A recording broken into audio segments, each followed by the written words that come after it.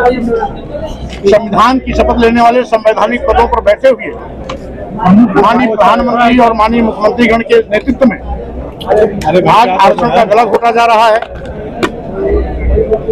अनुसूचित जात, अनुसूचित जनजाति और पिछड़ों के आरक्षण खत्म किए जा रहे हैं। मनमाने तरीके से आरक्षण का दुरुपयोग कर एक विशिष्ट वर्ग के लोगों को लाभ पहुंचाया जा रहा है। अभी अभी लिटरल एंट्री के नाम पर 340 IAS कैडर के अधिकारियों का चयन हुआ, जिसमें एक भी SC OBC नहीं है। इस तरीके से संविधान के दिए गए निर्देशों का उल्लंघन किया जा रहा है। वोट लेने के लिए हिंदू कहकर के भारतीय जनता पार्टी के लोग सबका वोट तो लेना चाहते हैं, लेकिन वोट लेने के बाद, सत्ता में जाने के बाद सत्ता का दुरुपयोग कर इन्हीं तथाकथित हिंदू कहे जाने वाले आदिवासी, दलित और पिछड़ों के अधिकारों को छीनने में लग जाते हैं, आरक्षण को खत्म करने में लग जाते हैं। आज इस देश में भारतीय जनता पार्टी फिर से यथास्थित बात पैदा करना चाहती है। हजारों साल की पूर्व की व्यवस्था अघोषित रूप से फिर लागू करने की कोशिश कर रही है। विश्वविद्यालयों में शिक्षा इतनी महंगी की जा रही है कि जिससे कोई गरीब का छात्र पढ़ न पावे, यानी ग्रामीण क्षेत्रों से आने वाले SC ST OBC किसी भी वर्ग का छात्र या छात्रा उच्च शिक्षा न ले सके। इस बात की सरकार की कोशिश है। नई शिक्षा नीति गरीबों के बेटियों और बेटों को शिक्षा से वंचित करने के लिए बनाई गई है, और आज सारे सरकारी संस्थान अपने चहेते उद्योगपतियों अदानी और अंबानी के हाथ कौड़ियों के भाव बेचा जा रहा है, जिससे नौजवानों के सामने सरकारी नौकरी का खतरा आ गया है। आज तमाम ऐसी समस्याएं हैं जिसको हम गंभीरता के साथ इन मुद्दों पर सड़क पर भी जाएंगे। और आज सबसे बड़ी समस्या, माननीय सर्वोच्च न्यायालय के कई बार निर्देश दिए जाने के बावजूद भी जातिवार जनगणना कराने से सरकार कतरा रही है। यही भारतीय जनता पार्टी जब विपक्ष में रहती है तो जाति जनगणना की बात करती है, मांग उठाती है, सत्ता में आती है तो जाति जनगणना कराने से कतराती है।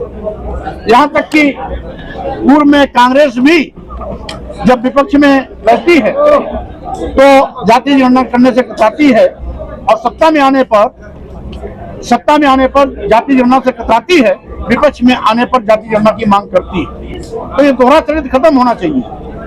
गोपीनाथ मुंडे जी ने भी ये मांग बहुत पहले 2010 में की थी, 11 में, और उसके बाद राजनाथ जी ने 2019 लोकसभा चुनाव के पहले कहा था कि जाति जनगणना हम कराएंगे। लेकिन आज प्रदेश और केंद्र दोनों जगह भाजपा की सरकार है, पूर्ण प्रचंड बहुमत की है, उसके बावजूद जातीय जनगणना कराने से कतरा रहे हैं। तो हम सब इन मांगों को लेकर के जनता के बीच में जाएंगे और एक एक करके सरकार की खाली करतूतों को बेनकाब करेंगे। बीजेपी कह रही है कि आप जो बोलते हैं वो अखिलेश यादव बुलवाते हैं। दूसरी बात उन्होंने ये कहा कि जब अखिलेश यादव सत्ता में थे तब उन्होंने प्रदेश में जाति जनगणना क्यों नहीं करवाई। पहली बात तो जब माननीय सर्वोच्च न्यायालय जनगणना की बात करती है तो केंद्र सरकार द्वारा जब जाति जनगणना होती है 1872 से जाति जनगणना शुरू हुई, 1931 में अंतिम जाति जनगणना हुई, 1931 के बाद आज तक जाति जनगणना नहीं हुई। 2010-11 में जाति जनगणना कराई जरूर गई थी, लेकिन उसका आंकड़ा सार्वजनिक नहीं किया गया था। और आज केंद्र सरकार इस जाति जनगणना कराने के लिए इसलिए उसको कराना जरूरी है क्योंकि इनके नेता भी विपक्ष में रहकर इसकी मांग कर चुके हैं। आज सत्ता में है, पूर्ण प्रचंड बहुमत की सरकार है, इसलिए इनको आनाकानी नहीं करनी चाहिए। इस मांग को लेकर हम जाएंगे। रही बात, अगर ये नहीं कराते हैं तो स्वाभाविक रूप से जब प्रदेश स्तर पर ही कराना होगा, हमारी सरकार जब भी आएगी हम उसको जरूर कराएंगे। बीजेपी ये भी कह रही है कि जो आप बोलते हो अखिलेश यादव इंगित करते हैं, अखिलेश यादव के कहने पर ही आप ये सारे शब्द बोलते हैं। अब बीजेपी कहां से बोलती है, पहले उनसे पूछिए कि आपको कौन सिखाता पढ़ाता है। उनके आका बोल दिया अभी थोड़ी देर पहले कि जाति वर्ण भगवान ने नहीं बनाया, पंडितों ने बनाई। अब सारी खलई खुल गई तो भी भाई बीजेपी वाले बोलने से शर्माते नहीं, उनको शर्म आनी चाहिए कि अगर आपके आका ने आपकी पोल पट्टी खोल दी है तो आप प्रधानमंत्री जैसे बड़े पद पे बैठे हो, आपको ऐसी हिंसक वारदातें, ऐसे मानवता को कलंकित करने वाली बातें तत्काल प्रतिबंधित कर देना चाहिए। धर्म की आड़ में किसी को गाली नहीं दिया जाना चाहिए, नीच अधम नहीं कहा जाना चाहिए, प्रताड़ित अपमानित करने की बात नहीं किया जाना चाहिए। ये संविधान विरोधी। उत्तर प्रदेश का बजट पेश हुआ, क्या कहेंगे?